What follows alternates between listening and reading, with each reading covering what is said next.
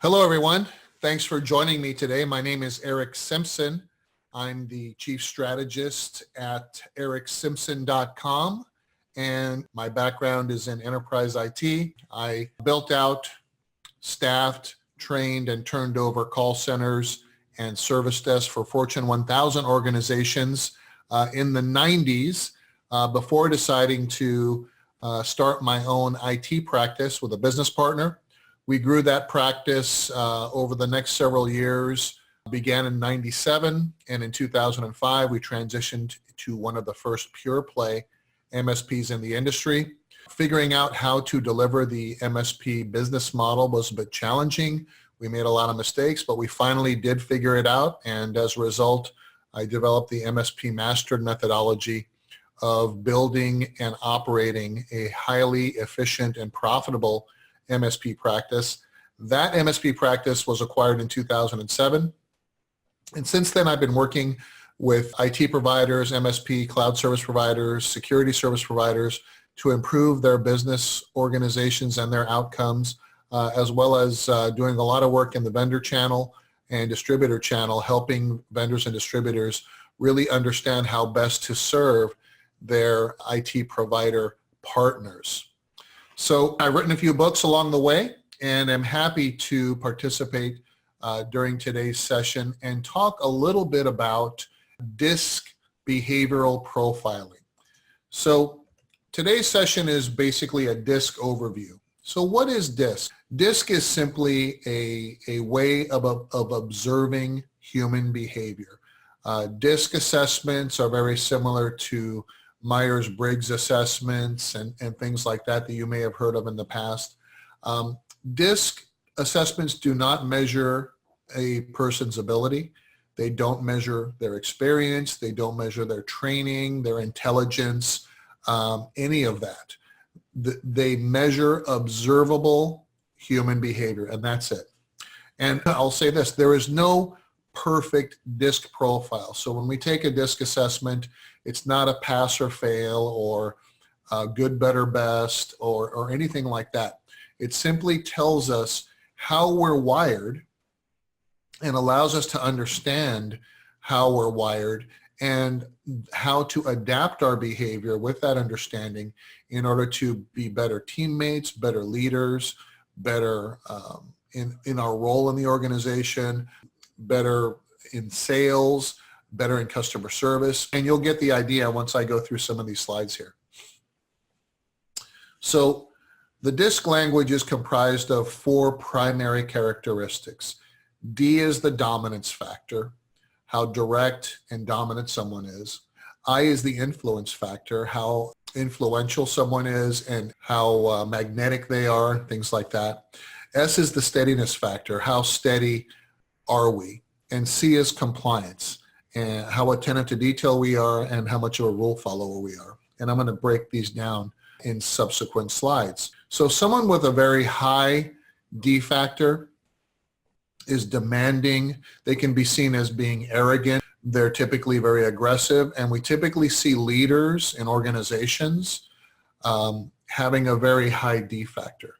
On the opposite side of the coin, someone with a low D factor is more reserved. They're seen as a follower. They're very patient. They're passive. They have trouble making decisions, right? So think about this as you go through your own DISC and look at how your natural behavior is. And we'll talk about natural behavior and adaptive behavior and what the difference between those two are. But really what we're looking at is your natural behavioral style. The D factor measures how a person solves problems and responds to challenges. And the emotion that the D factor measures is the emotion of anger. Extremely high Ds are very quick to anger, but then just as quickly they get over it and move on. Extremely low Ds are slower to anger. So here's an example I picked of someone that I feel probably has a pretty healthy D. Elon Musk, someone that can run 3 or 4 different companies and has ideas that can change the world for the benefit of mankind. No matter what you think about Elon Musk personally, He's got to be very driven and aggressive in order to achieve the things that he has and to champion the causes that he cares about.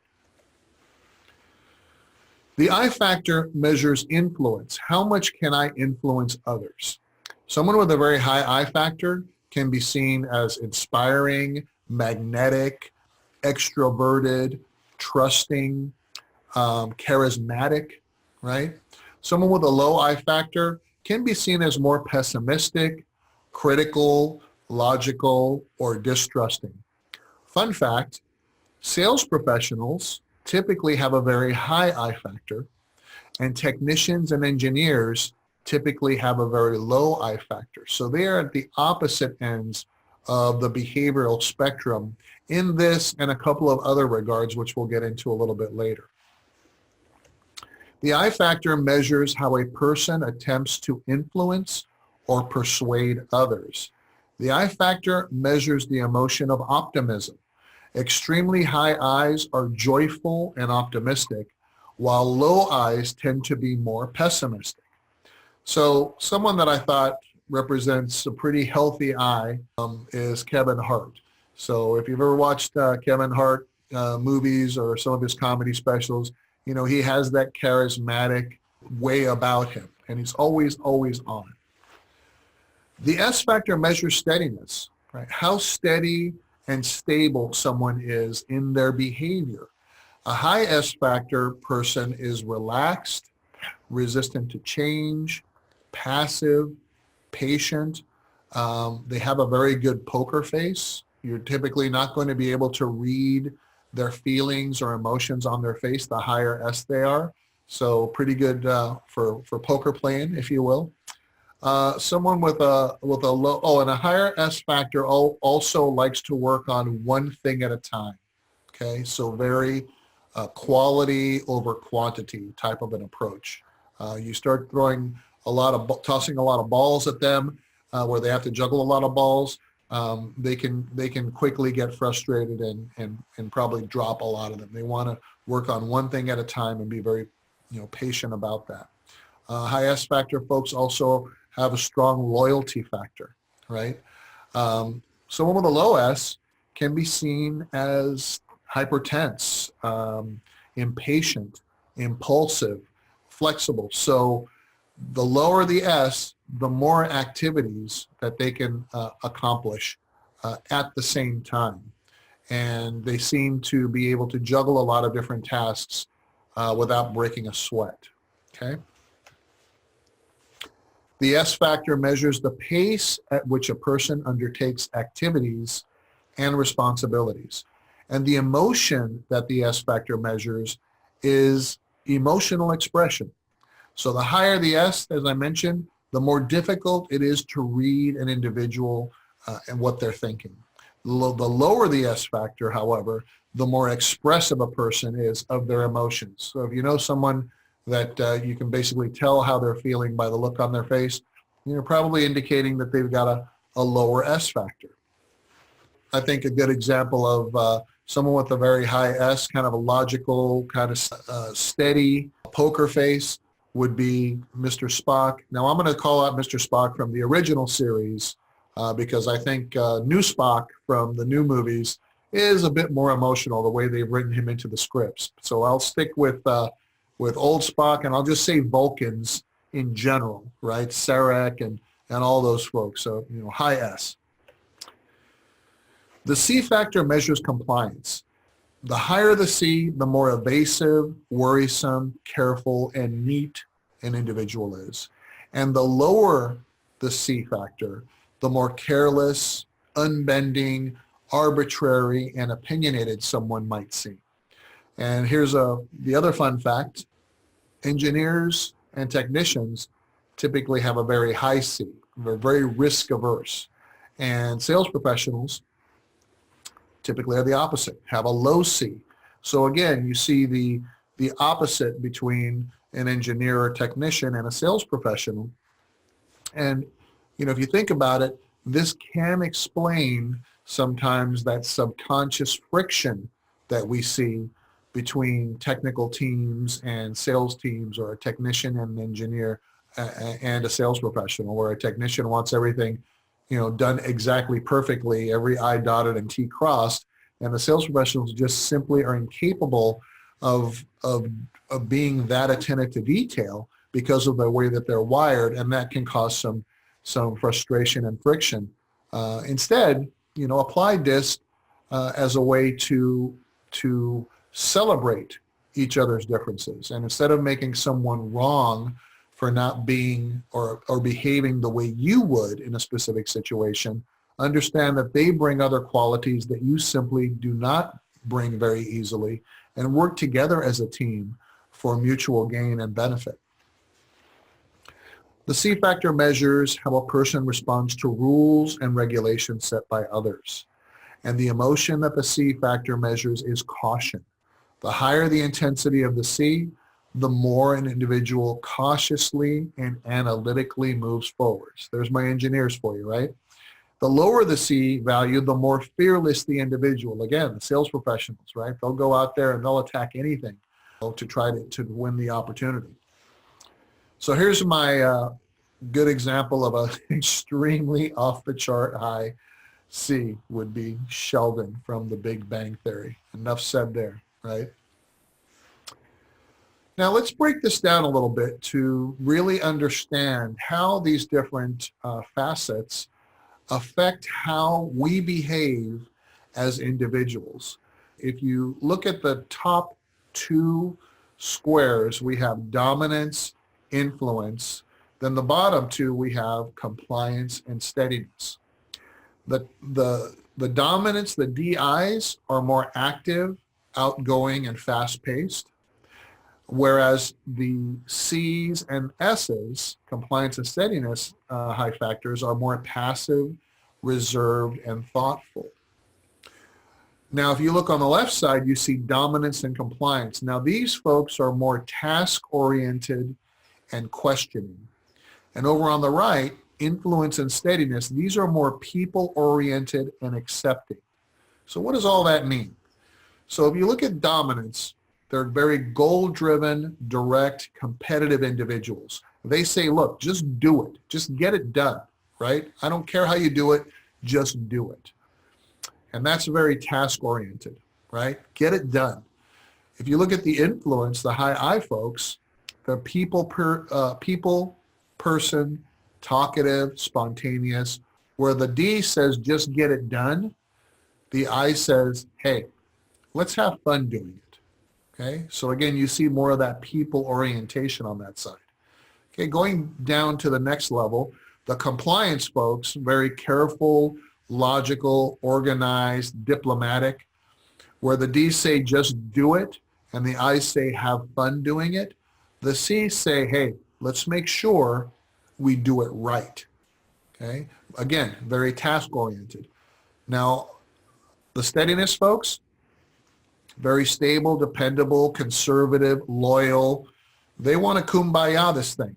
They want to do it together. So they're very concerned with their team, their customers, etc. So do it together. So when you're working with someone that is a DC, right, a D or a C or their highest, and you're trying to pitch them on something, they're going to ask a lot of questions, right? Very question oriented. D's want data. They want to make decisions based upon data, analytics, white papers, case studies. They're not going to believe you just because you're telling them the story, right? However, over on the right, the ISs, they don't need all of that data, right? They are the more people-oriented and accepting folks. So if they like you, they will trust you. So you think about this in your daily business life. You've got clients that when you go to see them, you better have your case laid out in advance. They're going to ask a million questions, and they're not going to make a decision until they feel that they've got all the data when they can make an informed decision. And they're concerned with making the wrong decision. So those are the DC folks. Now you've got clients on the other side of the coin that you'll go out and see, and they just want to, they want to catch up. How you doing? Tell me what's new. And they're talking. And all of a sudden, your meeting time is up, and they say something like, "Oh, did you have something for me to sign? What is it we were doing here today?" Right? Those are the people-oriented folks. They're more accepting. They'll do business with you, or they will do what you ask them to do more readily if they like you, not because of the data and the analytics you bring them. And if you bring the ISs, the people-oriented folks, a lot of data and analytics and white papers and case studies to plow through, guess what? You're going to lose their interest very, very quickly, and you'll have a mismatch, and it'll prolong, if not negative, even worsely negatively impact that sales engagement or whatever it is you're trying to do with them.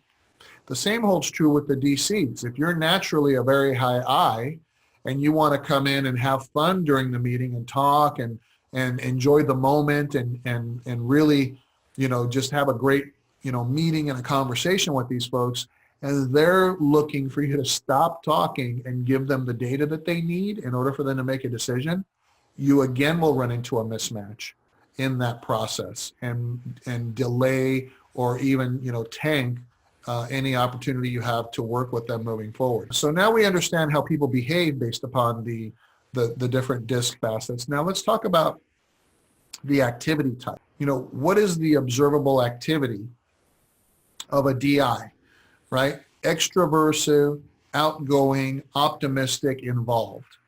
The CSs, on the other hand, very introversive, reserved, more realistic, right? We call it, bottom line, reality, and withdrawn. So think about this. You've been to many parties, and next time you go to a party, I'd like you to observe all of the people in the room. And you're going to find the people that are actually having the party, the DIs over there just partying it up. And then you're going to observe the other half, or maybe a smaller subset, I don't know.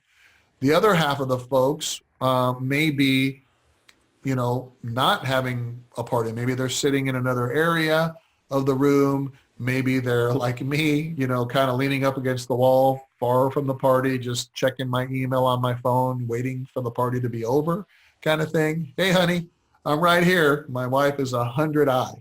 So she is having the party all the time, and I'm a 7I. So definitely opposites attracted in our case, right? So I'm just there to support her, and I'm there because, hey, I've got to do my part at the party, but really I'm ready to go home anytime she's ready to leave. Right? All right. So we talked a little bit about task orientation versus people orientation. So let's break that down another layer, right? So the D's, completely task oriented, checklists, plans, project plans, procedures, documentation. It's all about documenting and getting the task done. The I's, again, are people-oriented. So, they just want to have fun doing it. They're more involved with having fun doing it sometimes than documenting it and following checklists and process. Remember I said these are the folks that, tend to be a little bit more disorganized than the rest. The compliance folks, plans, programs, projects, processes, getting that stuff done right and documenting that it's been done right. And then the steadiness folks, all about caring, sharing, relationships, and emotion, right? So if you think about it and look at these 4 squares, kind of visualize the components of an organization. You've got leadership, right? Maybe the business owner, the C-level executives, driving change, all about task-oriented activities. So those are the D's. The I's, the people-oriented folks, those are going to be the sales professionals, maybe customer service advocates, maybe a little bit of marketing folks, maybe. Those are the I's. The C's, definitely the folks that are about getting the technical stuff done, getting the marketing activities done, getting the projects completed, right? The compliance, getting it done right. And the steadiness folks, think about all of the supporting staff, right? The coordinators, the admins, the supporters, the HR personnel, etc. right? All about that people and caring and taking care of stuff activities. So each of these carries its own series of strengths. The D's are bottom line organizers. They place a very high value on time. They're innovative problem solvers, more the risk takers in the organization, self-starters for sure, and they make quick, correct decisions. I's are the creative problem solvers. They're the folks that get involved when we're having an issue with a client or a vendor and we need somebody to come in and diffuse the situation. Your high I's are great at doing that. They're good encouragers. They motivate others to achieve. They have a super positive sense of humor, probably the funniest people in the building at any time. Again, here's the peacemaker, negotiating conflict, the people person, good sales professionals, and great storytellers, right?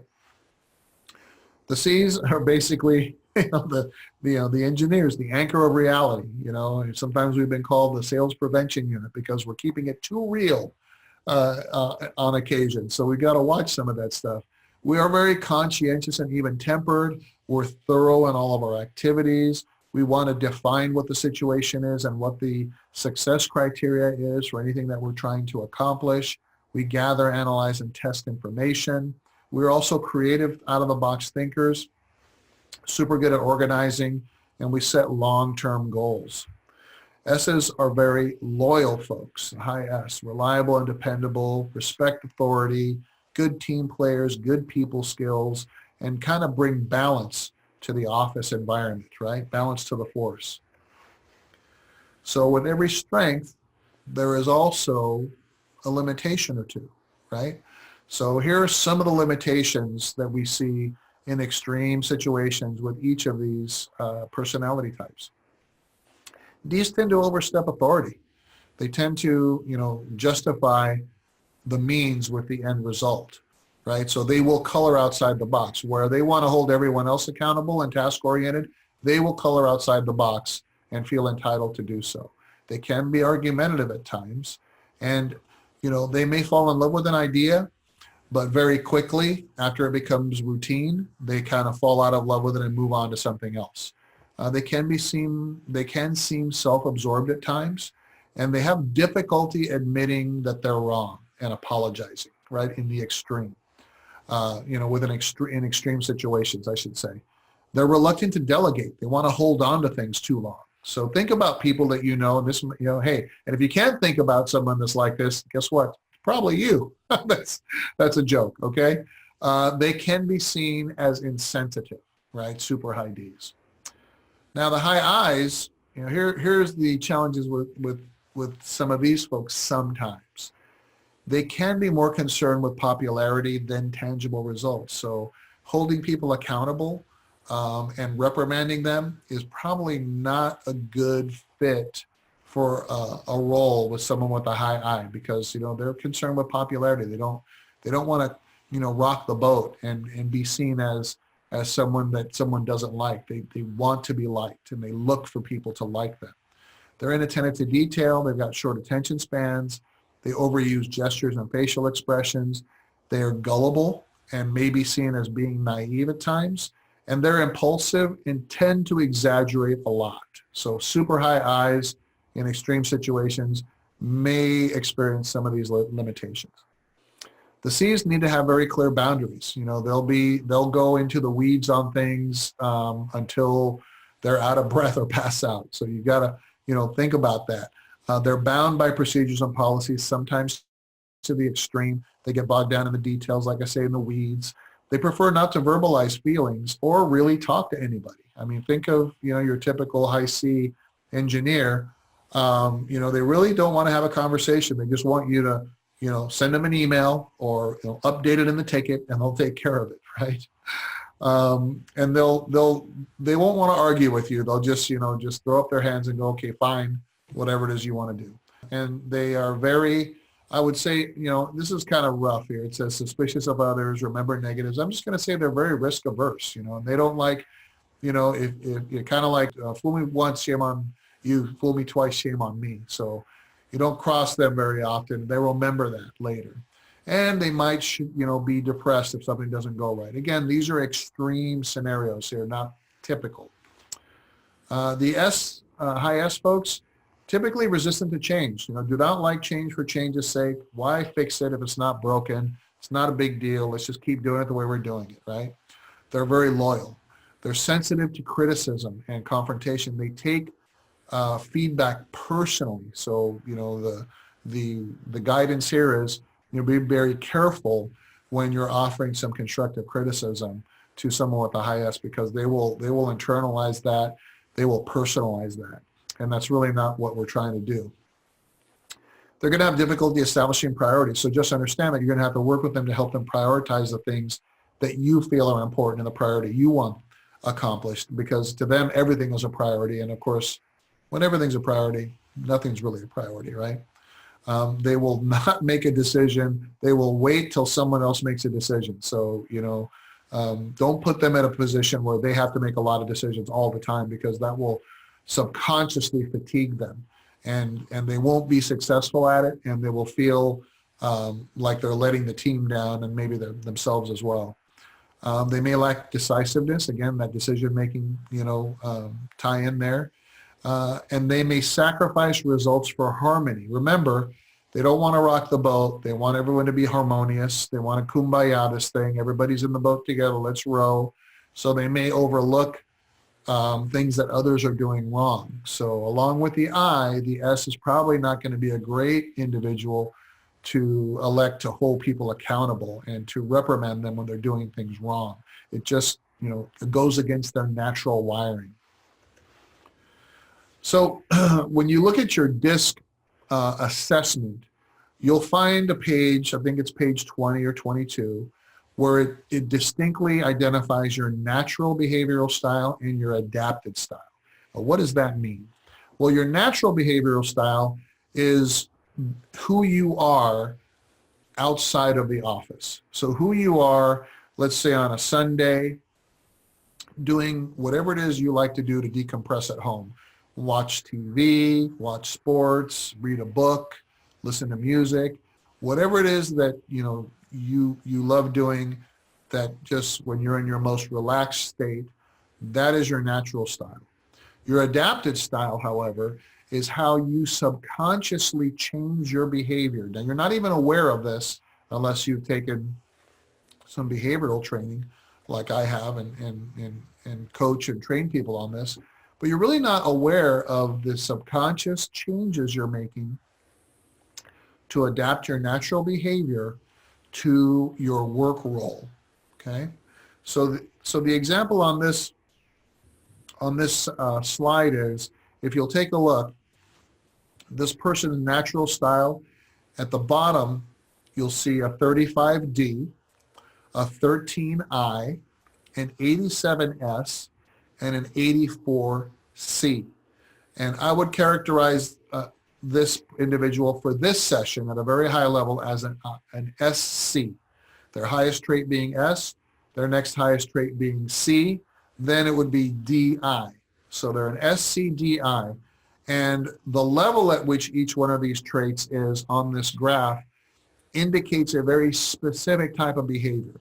But for the purposes of this mini class, we're just going to stick with the two primary behaviors. So this person is an SC in their natural state, 87 S84C.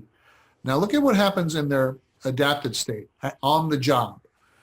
Their C becomes the dominant trait at 92, and they sacrifice their I in order to increase that D and increase their I. So every time you increase one trait adaptively, you sacrifice something else. You don't just raise everything, and you don't see a behavioral profile where everything is the exact same, like 70D, 70I, 70S, 70C. Just doesn't happen naturally. Something's going on if you see something like that. Someone's either trying to game the assessment, or they're under an extreme amount of stress, and it's throwing things off somehow. But if you're candid with your answers on the DISC, you may see a slight difference. Now, some folks are very, very close in their natural and adapted style, and I'll explain what the benefits to that are in a second. But let's take back to this individual for a second. So they've sacrificed their S dramatically. almost, 25 points or so. They've increased their D by 8 points, and they've increased their I by 20 points, and they've decreased their D by call it 12 points. So what does this mean? If I'm analyzing this individual, what I would say is, in this person's work role, they have to have a very high attention to detail. Hence, you see their C shoot up those 8 points. They have to juggle a lot of activities. So that means their S is dropping down to 55. So they can juggle more things. Remember, the S is, the higher the S, quality over quantity, one thing at a time. So they're juggling more in their work role. And then their I has increased 20 points. That means they probably have more interaction with other people. So they have to be a little bit more verbal, a little bit more interactive. And their D drops about 12 points. So that typically means to me, they probably are not in a position that requires them to make a lot of decisions. So if I were to characterize this person's role without ever having met them, just looking at this graph, I would probably say that they're in some sort of a support role in the organization, right? Some administrative role, an HR role, something like that, that doesn't require them to make a lot of decisions. They're following process. They're interacting with people a lot. And they have to do something that's very, very attentive to detail, getting documentation correctly or processing forms properly, something like that, if that makes sense. Okay, so toward the end of your report, you're going to get a wheel that reflects where you are on what we call the behavioral wheel. And if you look around the edge of the wheel, starting at the very top, you'll see implementer, conductor, persuader, promoter, relator, supporter, coordinator, and analyzer. Each of these, I'm going to call these little pies, each of these quadrants pertain to a specific job role. So if I were to ask you, what job role in an organization would you think a promoter or persuader behavior would most likely fit? Your answer would probably be sales, and you would be correct. So persuader, promoter, relator, we typically see salespeople in those roles. Relator, supporter, coordinators, we typically see support staff in those roles. Coordinator, analyzer, implementers, we typically see engineers in those roles. Analyzer, implementer, conductors, we typically see leadership in those roles, right? So think about that. And when you look at the wheel, what I'd like you to think about is where your natural behavioral style is. You see this person is a natural conductor, and where your adapted style is, signified by the star. So this person's natural behavior is in the conductor portion of the wheel, and they're adapting into an implementer, right? Now, not bad. The closer that our natural and adapted behaviors are on the wheel, the less subconscious mental gymnastics we're doing to adapt to our job role. When I see a red flag is when I see someone whose natural role and adapted role is 2 or more than 2 quadrants away from each other, 3 quadrants away. I've seen folks that have a natural style that is at one end of the wheel and an adaptive style that is clearly across the wheel on the complete opposite side. And what that means to me is they're adapting their behavior subconsciously so much every day to do their job that it can cause mental fatigue over time. So think about it this way. If your natural style and your adapted style are both relatively close to each other in the same quadrant or maybe 1 quadrant over, it's like being at the gym and holding up a pair of 20-pound barbells. You can hold up those barbells all day long without being fatigued. Now, if your natural style and adapted style are far apart from each other, taking that same scenario, being in the gym, you're having to put those weights down repetitively all day long because you're getting fatigued. Now, you're not aware of this unless you've had some behavioral training and have watching this series of mini classes.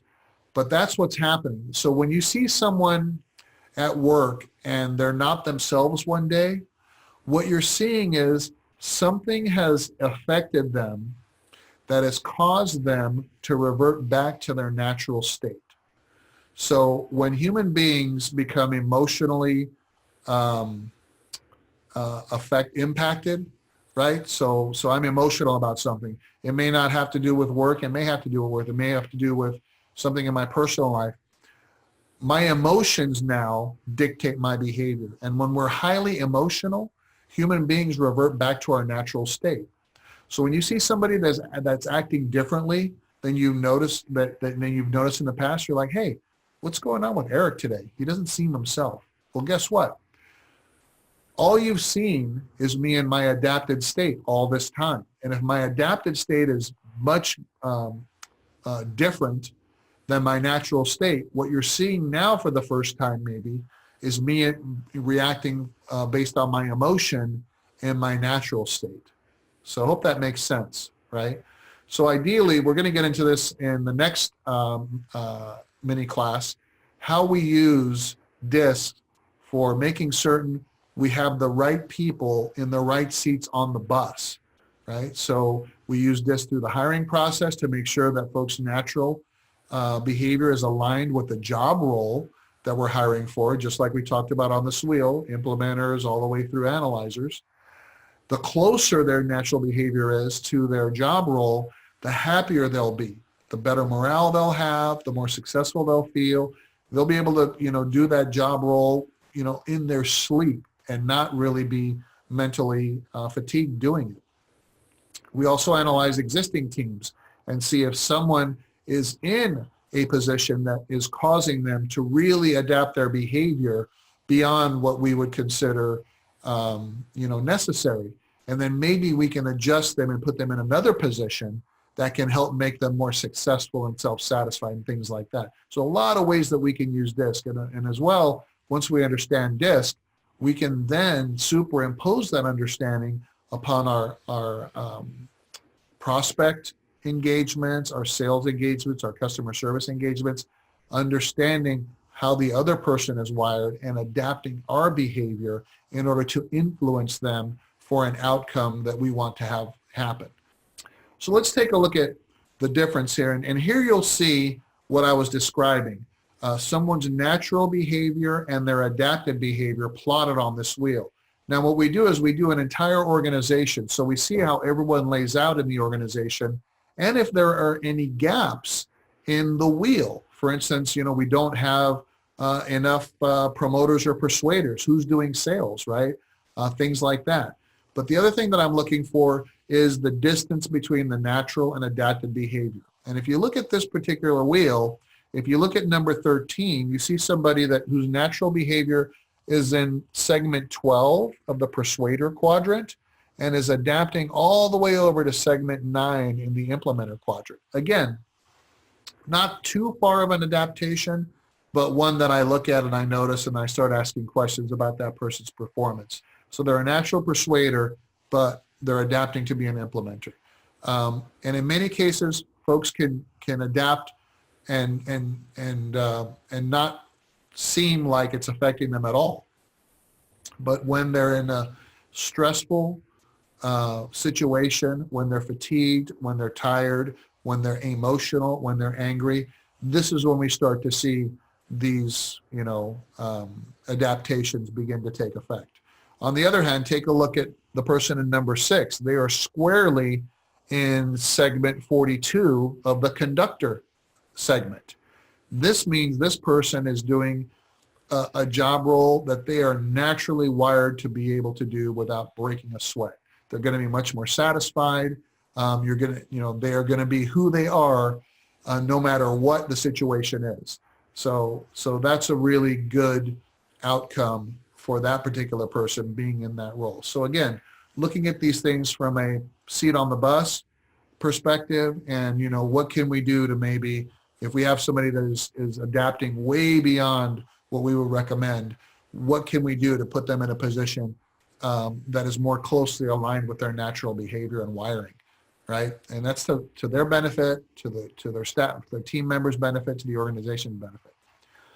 Now, if you look around the edges of this slide, you'll see the typical benefits or the typical behaviors of each of these folks. So the implementer is creative. They start slow, but they finish fast. They may be seen as vacillating. They may be temperamental. The conductor, and you see where the DISCs are around the quadrants, right? So there's a little overlap between the D. So the D could be implementer, conductor, persuader. The I could be persuader, promoter, relator. The S could be relator, supporter, coordinator. The C could be coordinator, analyzer, implementer, like that. So they each may share and overlap maybe 3 quadrants in the entire pie here. So the conductor is very results oriented. They have a high sense of urgency. They can be confrontational, get things done. They're a change agent. They're competitive. They're going to be direct. The persuader is going to be process oriented, quick to change, independent, and optimistic. The promoter has high verbal skills, a high trust level, non-fearful of change. They'd rather talk than listen. Here's your sales professionals here in the I, the promoter quadrant. They project a lot of self-confidence. The relators are good supporters, team players. They're persistent. The supporters, again, there's your straight S's, accommodating, adaptable, persistent, good listener, dislike confrontation. The ISs are all the people. The DCs are all the task and process people at the top. The coordinator on the left, product-oriented, slow to change, self-disciplined, typically pessimistic, right? Call them risk-averse, my engineers. The analyzers are high concern for quality, critical listener, nonverbal communicator, attention to detail, precise and accurate, again, more solidly technician and engineer behaviors that we would expect, right? So, just a quick snapshot of what we typically see as the makeup of high-performing individual behaviors in different roles in an organization. The more attention to detail you're going to have, more DCs. The more people person, the more DIs you're going to have, right? Things like that. Very, very interesting makeup. Now, how do your prospects or clients behave? So let's flip a switch here for a second. Now that we understand how people behave, how do our prospects and clients behave? Remember, folks that are Ds are going to be very active and fast-paced. They're going to be very data-driven, right? Task-oriented, right? The Is are going to be fast-paced and active, but they're going to be very people-oriented, right? And so the S's. The S is going to be more moderate-paced and thoughtful. They're going to be accepting just like the Is, but again, more people-focused. And then the C's, again, moderate-paced, thoughtful, and questioning. The DCs will be questioning all the time. Now, here's the take-home message. When you're working with a prospect or client to sell your services, the D, how you get the D to be influenced to move forward is show them how you will help them go faster. That's what they're interested in. How will you help me go faster? If you can prove to them you can help them achieve their business goals faster, you can improve efficiencies, you can increase sales, you can help them get to where they want to go faster, they're more apt and willing to work with you. The Is, it's all about how much do I like you, right? How much do I like you? So, if you've got someone that's a very high I, they're talkative, they're expressive with their hands, their facial expressions, and want to enjoy that interaction with you, they're going to be an I.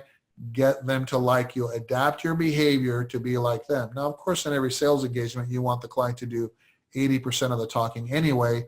Prepare for the Is to do 95% of the talking and allow them to do so, because if you start interrupting them and cutting them off and wanting to introduce data and details and get into the weeds on stuff, you're going to lose them. And you're affecting their ability to like you. Sometimes not saying anything, they'll assume you like them and want to move forward anyway.